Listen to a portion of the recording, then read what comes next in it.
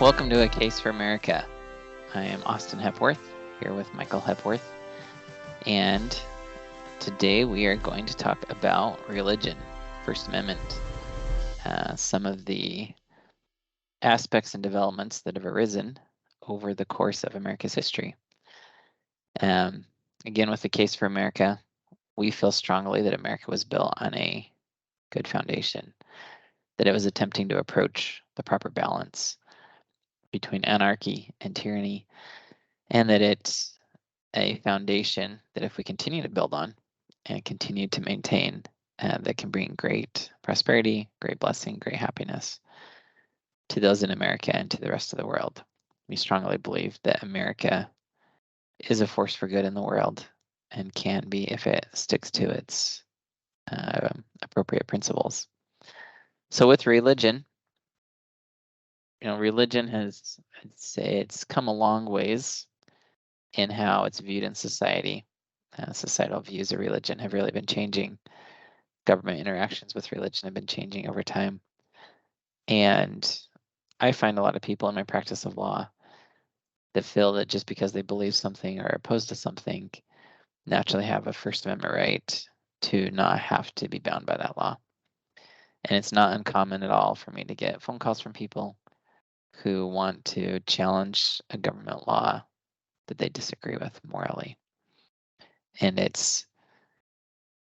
think it's important for us to be able to understand the bigger picture of what's taking place here in America, what has taken place, what's led to some of the places that we're at, and to then see where this proper balance is. What is a good balance for America in the situation it's in? But certainly one of the things that happens is that we, I think, naturally can ask the question of, well, why religion? Why do we need them?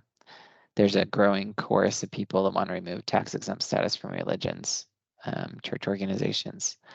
Currently, a church doesn't have to pay property taxes generally on property that they own. They can be classified as a charity and not have to pay income tax and some of these other things. And so a number of people want to remove that tax-exempt status. They said, we're tired of religions being able to, get a tax-free ride, essentially. So in looking at it, one of the things that we do want to talk about to start out is just to look at the basic question of, well, why religion? What value does it bring to our society? And what are some of the numbers and factors associated with that right now? Yeah, and along those lines, just was looking at some quick maybe impacts of religion financially in the world. Maybe we can discuss religions being such a huge part of charity, at least in the U.S. and in many areas of the world. For example, in the U.S., 73% of all American charitable giving goes to religions. The remaining 27% goes to groups with no religious ties. So a supermajority of all the charitable giving in the U.S. is attached to religions themselves. You can look at some of the larger groups like Catholic Charities. I think they are the largest charitable organization in the world. They get, $1 billion worth of private donations each year, thereabouts. The Church of Jesus Christ of Latter-day Saints in 2022 had more than $1 billion in expenditures for charitable work around the world, 6.3 million hours volunteered, 3,692 humanitarian projects in 190 countries and territories. They had $32 million in donations alone to the World Food Program. And then they had this is from the church directly. They also organized an application called Just Serve that is online in 14 countries, and it helped facilitate some 16,000 new service projects across 14 countries.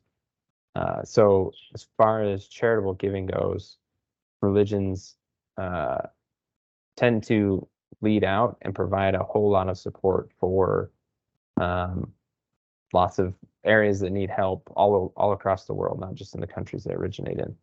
And given that they're religious charities, their operating expenses tend to be fairly low, a lot of volunteer hours, a lot of volunteer work. And so economically speaking, it's very efficient. Yeah, and it's something that I think a number of people know religions help with charitable aspects. I think I'm certainly surprised to hear it's 73% charitable giving is associated with religion. And religion is still a very powerful force in communities, local levels, really trying to reach people and administer relief, help, different things along those lines. And there's the aspect of, I don't know of any way to count the aspect of just the community it brings to people, the support. I know in my church, a common thing is when someone moves, we get asked to help them move. And how many moving companies worth of people have been staffed from church volunteers helping their neighbors or others in their community do things. Now, certainly, I think without religion, people would still be willing possibly to help. But you lose a central organization, a central way to disseminate that information. And you also don't know if someone's just, really in need of help, or if they're just asking you to do something that they could really pay to do otherwise. And I think that when you try and create just a charitable structure where if you were just to try and say, hey, if you need moving help, post it here and we'll see if anyone will come help you move. There's something about community and knowing someone or having a similar belief system with someone that helps, I think, compel people to action, as opposed to just a big message board that exists or an online app where you can say, hey, I need help, and try and go through those things. Yeah, and I think one of the keys to that, and we'll probably get into this a little bit later, though, is that the religions teach charity as one aspect of living to religion. And so if you, as you say, if you kind of take that away and you just have a group that says, hey, we're going to help people move, come help if you can, you may want and think it's good to help. But if it's not something you're like living as a belief, as one of your tenets of your belief, it's probably easier to just say, maybe another day when I'm not so busy.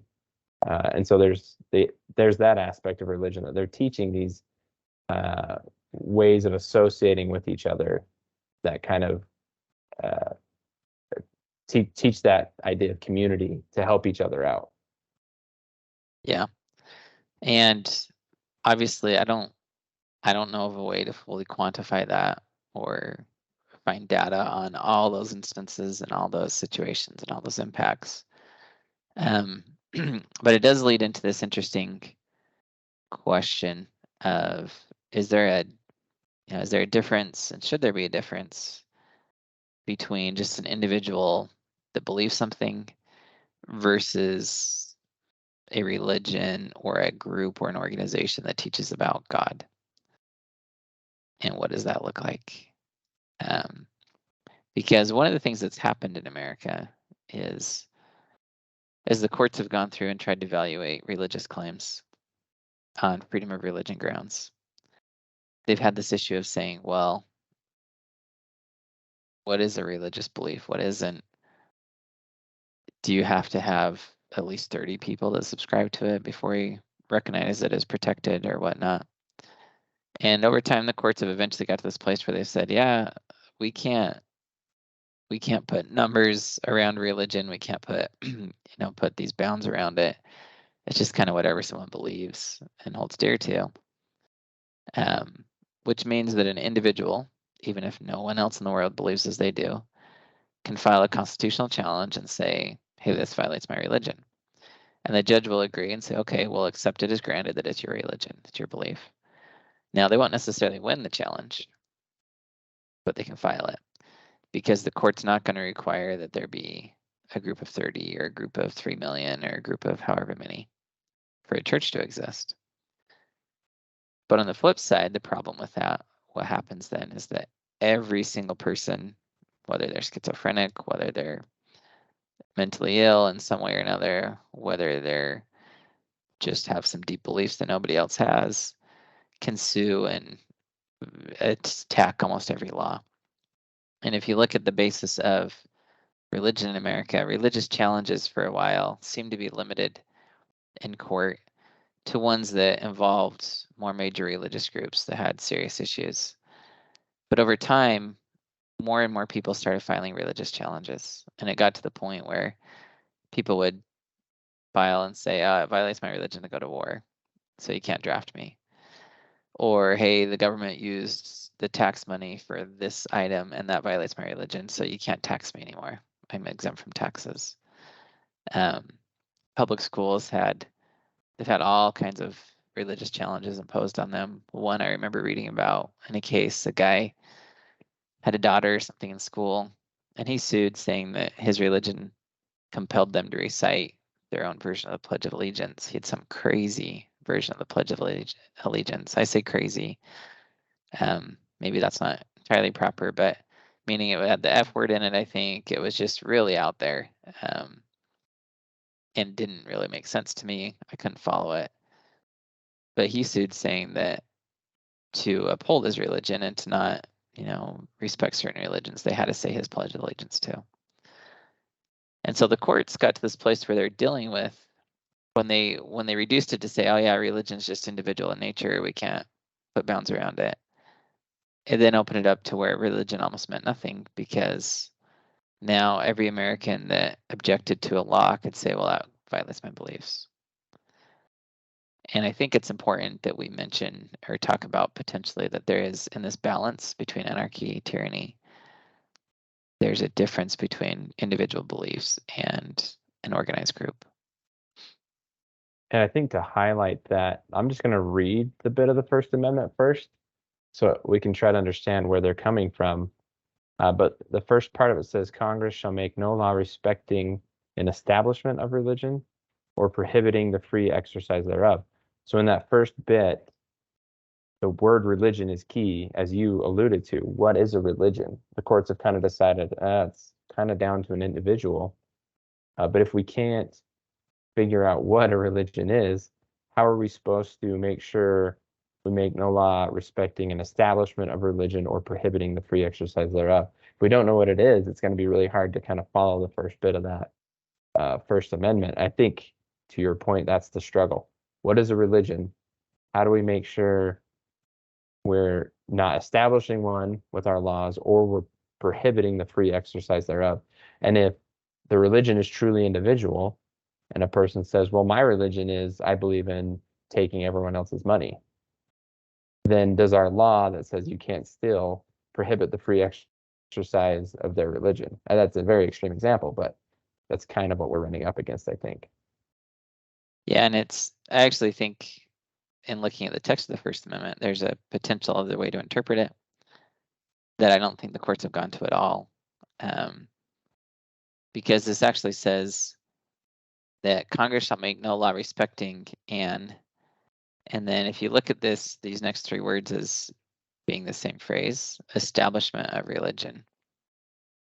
That could be them, the founders, saying, we made the decision that we're talking about organized religion here, not individuals, because we're talking about establishments, right, or something that exists, something that's created.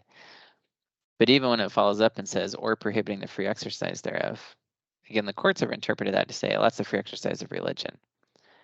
But if they said that's the free exercise of an establishment of religion, the whole phrase, we'd be in this slightly different scenario, because what's happened, and just to continue on the explanation a little, again, the courts for a while said the government had to have a fairly compelling reason to override someone's religious freedoms. So if they objected to something on religious grounds, the courts would go through and kind of say, well, what's the governmental interest in this? How compelling is it?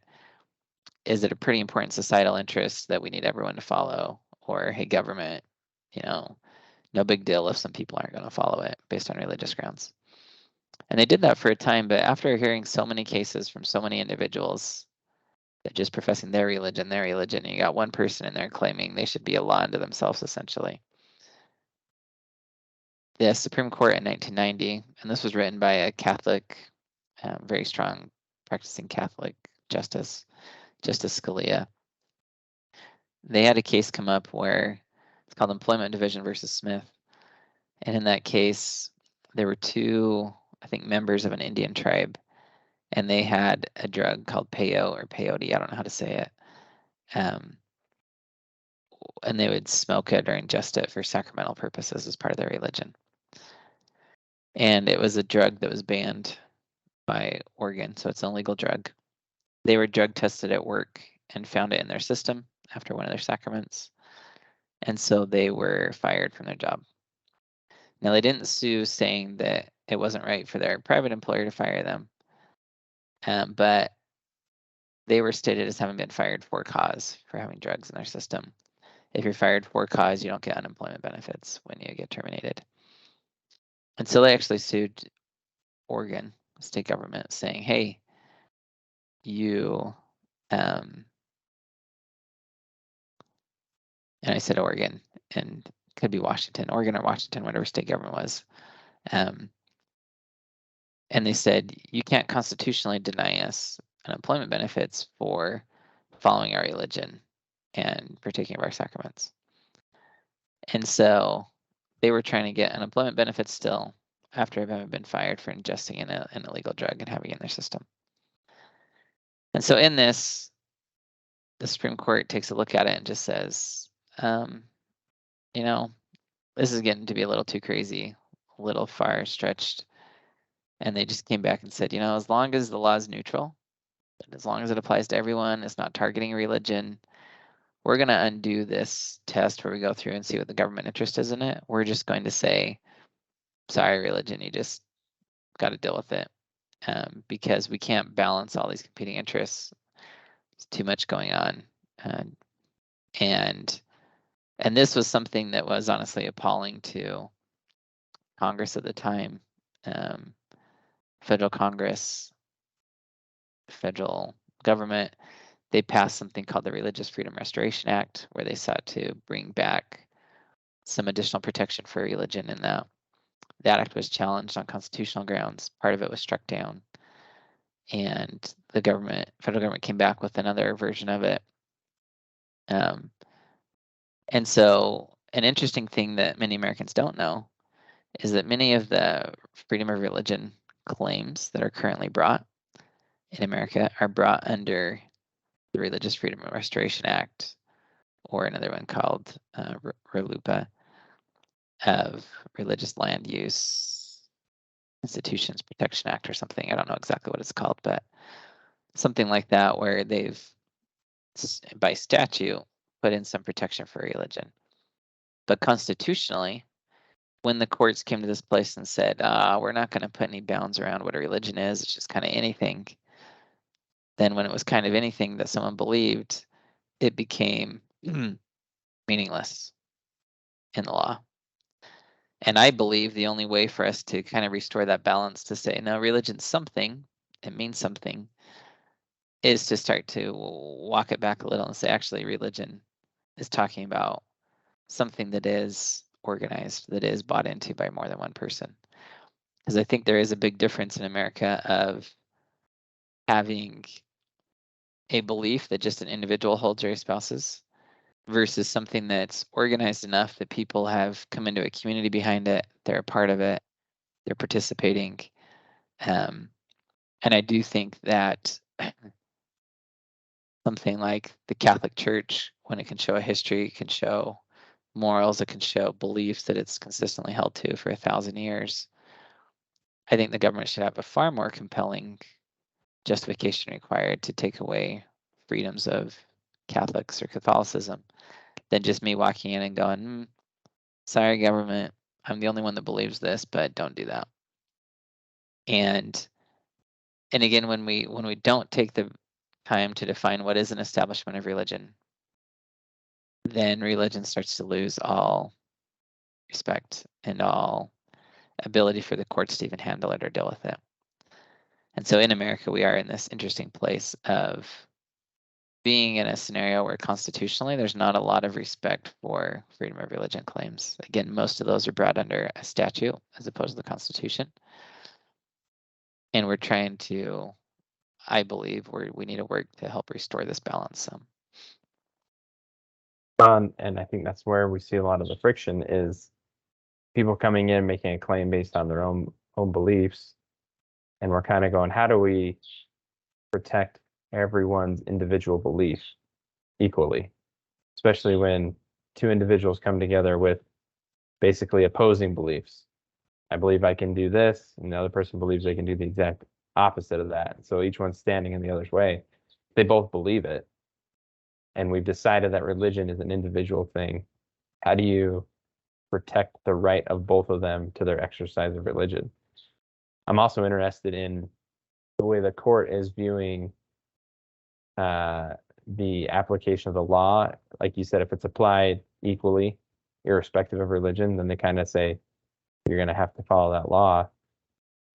It's interesting if they were to pick something that was particular to a certain religion and say this thing is illegal. No one else is really doing it except for this one religion.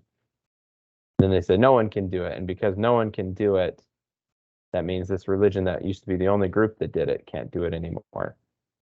It feels to me like even though they're applying the law across the board to everyone, it was almost targeted at a certain group, depending on what it was they may or may not have been doing.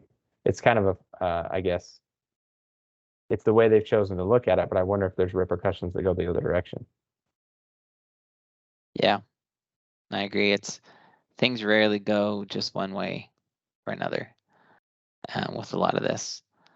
And that's something that, as we look at the balance again, part of society says, well, I don't want to protect religion at all.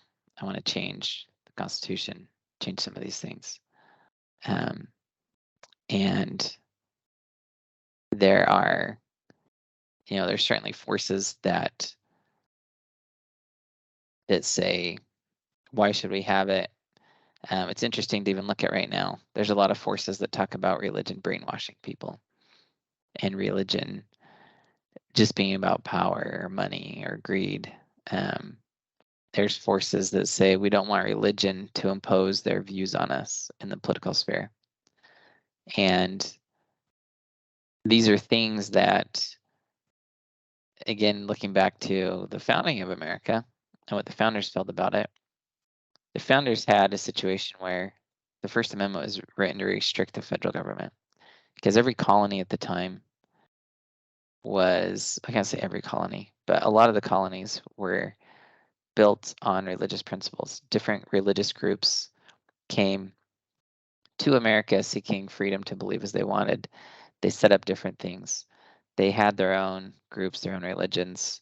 And what they didn't want was for a religion with more people to be able to ban their religion or their rights of worship. And so they prohibited the federal government from doing that. But each colony, each state still could have state-sponsored religion if they chose to under the U.S. Constitution at the time. And the theory was you would kind of group together based on where you wanted to be, what your beliefs were, what took place. And certainly that didn't always work. We see with the members of the Church of Jesus Christ of Latter-day Saints, when that church was formed in the 1830s, there was intense persecution. Missouri issued an extermination order against all of them. And when they appealed to the president for help, the president said, there's not a lot I can do because I'm the federal government. The states can kind of do what they do with religions. And so ultimately, they called the Mormon pioneers, they left America because they couldn't find a place in America to land or settle. They moved to Utah, which at the time they left was part of Mexico. Now, the Mexico-American War was fought really close in time to this, and so pretty quickly the Utah Territory came into the United States. But they actually moved to leave the U.S. because there wasn't freedom for them to undertake these things and to build. And so I think part of the balance has certainly become that the states also no longer enforce certain religious principles or rights. And even if you just look at the sheer logistics of, if you were tasked with getting 1,000 people together, and let's say that there were 10 competing beliefs among them, 10 competing belief systems, how would you even get to a place where you were able to agree on what was taught in your local school of the 1,000 people? How is that logistically possible to form a country that respects every single person's belief and doesn't violate a single one of them? And it's a balance that the government's tried, I feel, actually pretty hard to strike. I do, to be clear, I feel very strongly that the government has moved too far away from protecting religion, but I believe it's also because people really push to say, well, my personal beliefs are my own. They're a religion in and of themselves, so respect them. The court's bought into that. And I think it's led us to this place, and I do think we need to have a serious discussion that there's a difference between beliefs, rights of conscience, which I do believe there should be some levels of protection for those. But I don't believe they should be given the same weight as religion, and the same weight that an organized religion that has membership, that has a shared belief system across multiple people, across generations. I think that has a different place of respect, different place that America can look to say, we need these. We need these institutions in place that help to share values across generations and people. Yeah, because if you take the original idea of the First Amendment, that federal government can't establish a religion, if not the way you interpreted the second way, but the way it's usually looked at, they cannot create a state religion. And then you take the idea that religions are defined down to the individual level. It's hard to say the government hasn't established a religion by creating a law. Any law, I don't care what law it is. The government says, hey, can't go steal your neighbor's car or something. That's kind of reflects the belief of the government that that's wrong. Everybody might generally agree that's the case, but is that not, if the First Amendment is talking about establishing a system of beliefs, we're not talking about an organized religion, we're just talking about some sort of belief, then how is that not the government establishing a religion just to say you can't steal a car or you can't just go kill a person or whatever the case may be? And so to your point, I think it's got to be something more than that. We can't just say my system of morality is my religion, therefore the government has to respect it, because you can't simultaneously respect everyone's beliefs all at the same time. It just would never work. Yeah, and part of our balance that we try and strike, when we talk about the balanced approach and where liberty actually exists, is it's the state between anarchy and tyranny. It's this balancing point of, we don't want to have no law, but we don't want to have too much law. But some law means we all have to bend a little bit and maybe do some things that we don't love. We may have to pay taxes even though we don't fully believe in paying taxes, because we're reaping the benefit of a system and of togetherness. We may have to go to war sometimes to defend ourselves or other things that can be deep moral issues for people. I'm not saying that going to war is not a serious moral issue. But what do we do? What do we do if there is a religion that preaches, yeah, you can't even act in self-defense, and then people don't? What if their people never kill someone in self-defense because it's against their religion? Does society have an interest in forcing them to go to war? Maybe not if there's only 30 or 50 or 100 of them. But if 70% of the society says that, but they want the right to be free from a tyrannical government coming in, maybe the government then has to say, well, sorry, but if you want to be free and there has to be self-defense in place. And so there's certainly just sheer logistics that come into place as we talk about religion and we look at these things. And even to go to your point a little bit about the morality and law, it's common right now for people to talk about religion shouldn't be inserting themselves in the public square. I live in Utah. The Church of Jesus Christ of Latter-day Saints is commonly accused of inserting its morality into the law. People say, the church needs to stay out of politics. How dare you tell me what to do or not to do? And I think that there's obviously some level of, or a high level of problem if a church comes in and says, oh yeah, everyone should not be allowed to, let's say that the church here tried to ban drinking coffee or something, to say no one can do that in the state. That could be a potential to say, oh, there's some pretty strong ties to religion here. And is that something that's really necessary, or is it not? But when it comes to claims such as things like abortion, that's something that an amazing number of Americans have opinions on, have morality on. And you can certainly have morality that transcends a religious organization that people adopt and live by. So even if the religious organization says, yeah, we don't believe in abortion, that doesn't mean that no law can ban abortion or permit abortion just because there's a religion on one side or the other. All morality will be espoused in some religion somewhere probably, but all law has to make a moral decision at some point. All law has to say, as a society, we've determined that the child's life is more important, or the woman's right to choose is more important. Whatever it is that society's chosen, it's a moral statement. And sure, people can have beliefs, but everyone in that structure, in that debate, has beliefs about what is the most important thing. From the perspective of we as humans, a human in and of themselves, it's impossible to know which moral one's actually correct. We can't necessarily make that decision for people. And we can't claim to know for sure. We can claim to certainly believe, have very strong beliefs on it, but we can't know for sure. And so I think it's very concerning when people say religion shouldn't be involved in the making of laws, because religious institutions are one of the ways that America has passed values for generations. And without those religious institutions, we lose this ability to pass morals and values across a wide segment of society. And there are certainly people that are opposed to what religion teaches, and I understand that. But I recently listened to a speaker. He's a gay man, atheist, and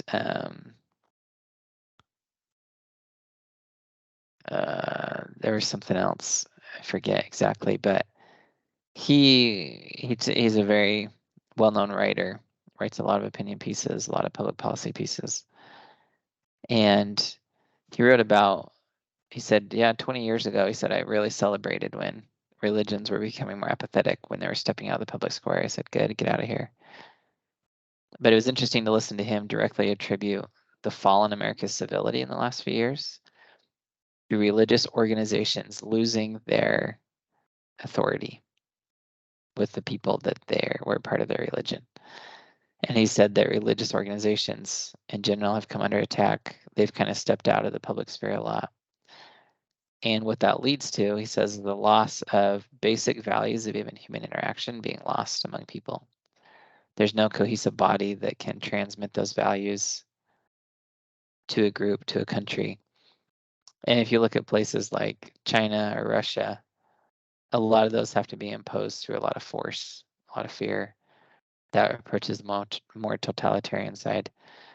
And in a country where we espouse liberty and freedom and individual responsibility, we have to have a system that helps to transmit morality associated with that, because we believe the law shouldn't tell us everything we can do, but if that's our belief, we have to have morality in place in order for society to function, in order for the balance to exist. It can't exist without it. There's a really interesting piece out of a book by an author named David Berlinski, and he kind of hits on this piece. He was discussing other individuals who want to talk about people being good, but don't want to pass on values via religion. And he said, why should people remain good when unobserved and unpoliced by God? Do people remain good when unpoliced by the police? He says, if you believe that they do, then you need to explain the existence of the criminal law. And if you believe that they do not, then you must explain why moral enforcement is not needed at the place where law enforcement ends. Kind of making the case for both pieces. If people remain good when unpoliced by God, why do we have a criminal law? If people remain good, we don't need a criminal law, right? Oh, if we needed the criminal law, then we need moral enforcement, as you meant, moral enforcement being the passing down of those values. There's a place for it, and it's been useful in society up to this point. And you can't just say, let's get rid of it, and we'll be able to continue on the same way we did before. Yeah, and I think I look at a situation, if you go to the grocery store, I think most Americans would say in themselves, I'm a good person, I don't steal. I'm going to pay for stuff when I walk out. But let's say that you go to a scenario where law enforcement's not protecting anything, and literally you're just watching hordes of people walk out of the store stealing things, and the store is being emptied. Are you going to go in, push your basket up to the front, and pay for it when 90% of the people are just walking out with it? And it's an interesting scenario, because even things like when the government sent out their COVID relief checks to everybody, a lot of Americans are very opposed to socialism. They're very opposed to the government redistributing wealth. But when the wealth landed in their pocket, they said, well, I'm not going to be the one that doesn't take it, because that's stupid, because everyone else is taking theirs. And this wasn't my decision. This wasn't this.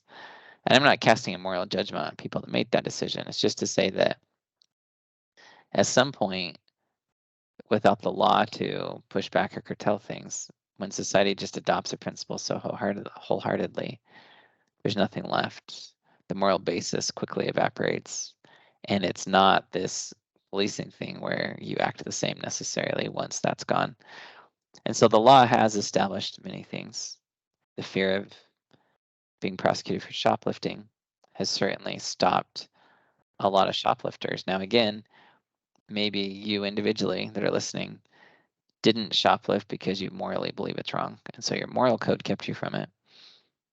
But the balance of the two, your moral code and a limited police presence for those that don't have that moral code, makes it so that the store can sit there and operate. But without those two together, we either have to have a super high, strong police state to stop everyone that's walking out of a store with something, or we have to have some level of moral enforcement. And in general, God provides an incredible aspect of moral enforcement for people, where there's something happening that when we believe we're accountable to God at some point in time, then we behave differently. And if we just say, oh yeah, let's get rid of that, let's get that out of the public square, let's get that out of our law, we're throwing out one of the things that has brought balance to America. And I don't believe that any country, I don't know of any country that's ever figured out how to create a balance of freedom and liberty without a people who feel accountable to God for what they do. And if we lose that feeling of accountability to God that religions espouse and teach, we start to lose the very fabric of liberty within America. And I still don't think that anyone fully appreciates what it's like to truly be without that moral fabric. Even just the fact that you can go to an event, a huge event, and stand in line. There's not police usually making you stand in line. It's a moral thing that we've determined in America they should stand in line, and people do it incredibly. It's the most amazing form of order that exists out of a moral code. And again, a lot of people that don't believe in God certainly stand in line. But I do think that a large part of that is because we have such a strong presence of people that do feel accountable, and then creates a feeling that pervades society. It creates order. It creates the ability to function together. You can go to some other countries and lines aren't a thing. It's just, the strongest gets there first. You push, you do things. And it's certainly interesting to see some of those. But I think even our roads, so much of what takes place is based in this balance of some law enforcement, but a lot of morality as well. But as we lose that morality, we gain the need for more law enforcement, more law enforcement, more law enforcement. And we start to feel restricted in our ability to do things, to make decisions, because of all the law enforcement that's present. And so to me, religion plays a huge role in balancing freedom, creating that balance for liberty, and is absolutely necessary to maintain in our system. And then there's the other side of you need that moral value to undergird people's decisions. But the other side of religion is teaching about patience, long suffering, and attributes like that. In that, when something bad happens to you, I don't immediately go and either try to get back at the person that did something to me, retribution, or you take a minute to understand somebody else's position and try to have some empathy. This is a big teaching in lots of religions, to try to understand what another person is feeling. So if somebody's wronged you, your first course of action isn't to seek vengeance or even to seek retribution via the law. Sometimes it's to seek empathy and understanding, because many times when you're wronged in society, it's unintentional. We like to think that people are always out to get us, but many times people don't intend harm. And one large teaching of many religions is the ability to have empathy for somebody else, and maybe when they wronged you, to be able to withstand that to some degree. And so religion teaches treating others fairly, but also having empathy for someone who treats you unfairly. And when both sides of those are in balance, you have a lot of civility in society outside of the civil code from a government that comes into, with a heavy hand to enforce something. And when you have a lot of civility back and forth, you have people willing to give and people willing to take, then the government hand doesn't have to be as heavy and there's more freedom available. And so religion teaches both sides of that equation. Treat fairly, but also have empathy when treated unfairly. And obviously there are extremes, but just with our interactions every day, how much empathy can you have for when somebody else wrongs you in something little, instead of seeking an immediate redress to the government? Yeah, and that's a great point to make. Because again, I think that one of the things we don't fully appreciate or understand is how pivotal religion is in building appropriate interactions among fellow humans. And again, there are some very kind, very generous, very appropriate people that don't believe in God. It's not to say there aren't. What we're talking about is when society is left to no moral authority, no God, no place. Where does society go? And that's really what we're talking about. So as you listen, don't sit here and go, well, I'm a good person. I would never do that. Totally get it. But think about, but how many people do you know like you? And do you trust that everyone across America is going to make the same decisions as you without some moral force to help guide them, without something in place to help teach them, to help pass these values down? And in listening to this journalist I was listening to, the atheist talk about the role of religion and how he actually feels we need to kind of reinvigorate religion a little to keep America together.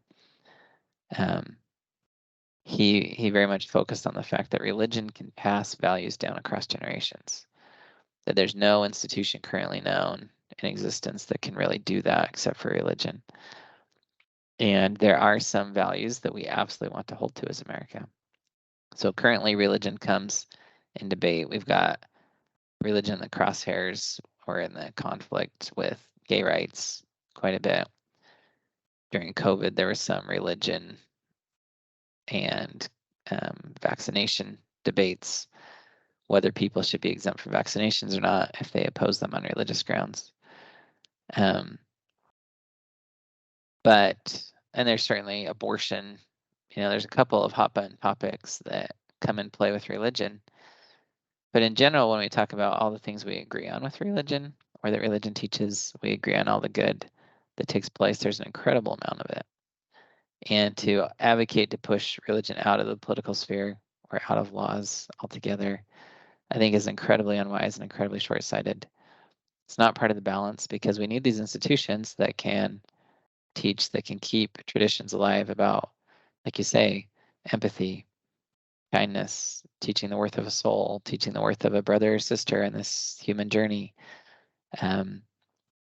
While you can point to instances where religion's been used for bad throughout history, and there's plenty of them, I would submit there's even more instances where religion's been used for good.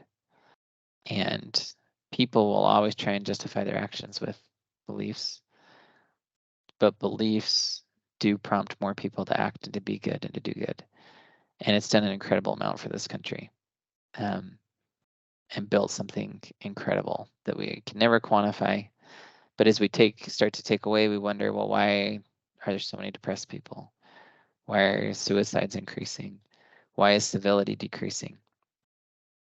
There's many factors. I'm not pretending that religion's the sole factor, but I do believe that as religion continues to be pushed out of the public sphere, we'll see an increase in all of these social issues, individual issues, because religion creates community. It creates connection. It forms the basis upon which we can build. America can only be built one individual transaction at a time. And the more wholesome, the more pure those transactions are, the healthier America is. The more impure, the more unwholesome those interactions are, the more sick America gets as a society in general. And so, to us, when we look at religion and its role, we feel it's very important for people to maintain and be open about their beliefs, but to understand that their beliefs alone can't fully control law or the application of law. Their law does require a consensus of a certain number of people that believe in something to make it a law. And so we have a duty in any religion to teach what we believe, to let our beliefs be fleshed out in the court of trial and error, the court of public opinion, the court of trying to show there's value in what you believe, there's value in what you espouse. Appeal to people with those things, let them try and understand it. Because that creates this robust system that's part of the freedom of speech. We talk, we evaluate things, we look it through. And just because a religion comes up and says you should do this, doesn't mean the religion's dominating that government. And because there's plenty of times for any state, including Utah, that's alleged to be controlled by a church, where the church has said you should do this and they don't. If you even look back to why America has alcohol right now, they passed the amendment to get rid of alcohol. There was a lot of women, especially, that believed alcohol was really bad. They sought to ban it. They got a constitutional amendment banning it, prohibition in the United States. And within a few years, America pushed back. They said, too many problems. We want to bring alcohol back. And ultimately, the vote was put to the states. And as it went down this line of voting, each state would vote, and it came to a place where there was only one more state needed to get the majority, the amount necessary to pass the constitutional amendment. And Utah was up to vote at the time. And Utah, which is supposedly controlled, that some people argue is controlled by the Church of Jesus Christ of Latter-day Saints, their prophet issued a proclamation at the time to everyone in Utah and said, don't repeal prohibition, essentially keep the ban on alcohol in place. And Utah went to the polls, and they were mostly members of that church at the time, and they voted to repeal prohibition. And the newspaper articles ran a thing that says Utah kills prohibition. And so I say that because there may have been times other people can point to say, well, the church said to do something and people did. But the point is more, in our country currently, I've never seen a church that has a huge majority power somewhere that its people follow every time it tells it what to do or not to do. Because the people are still making a decision about what they ultimately believe or accept as moral or right in that society. And certainly hearing what the church organization says is important.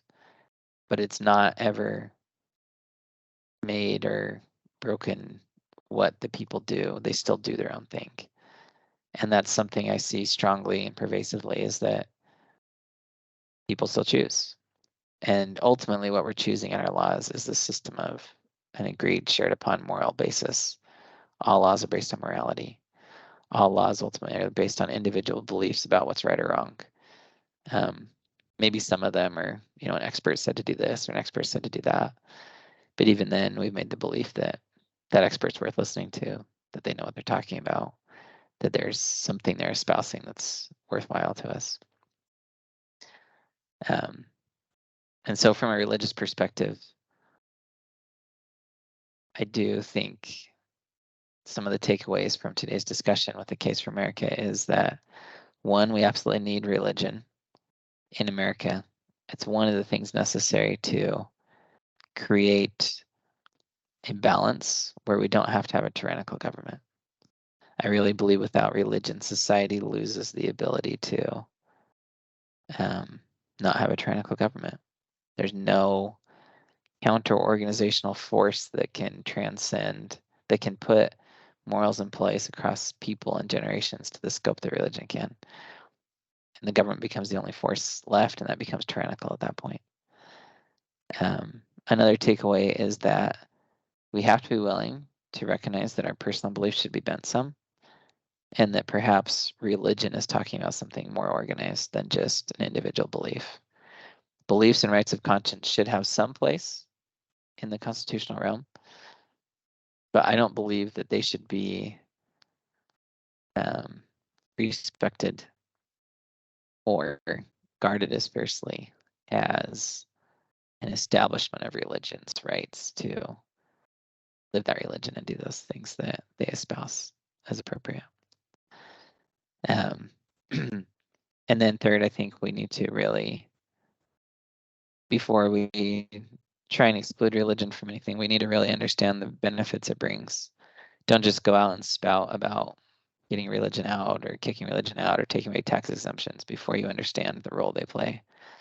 The fact that they're tied to 73% of all charitable contributions is a huge indicator of some crazy big work taking place inside America. And if you don't even know what that is, you should probably research that before you start talking that way.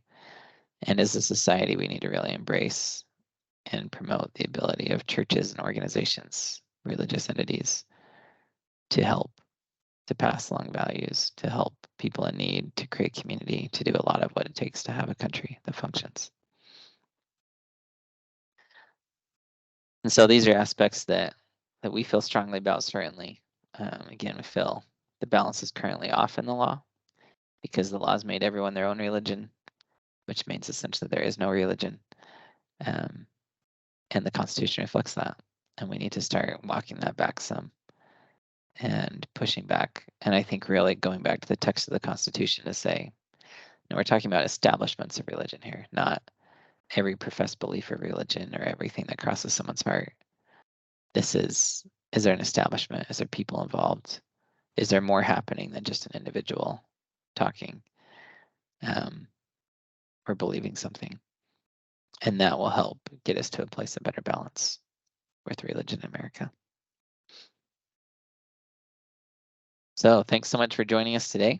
We appreciate you being a part of this podcast as we work to promote America and our Case for America, and we'll continue these discussions next week.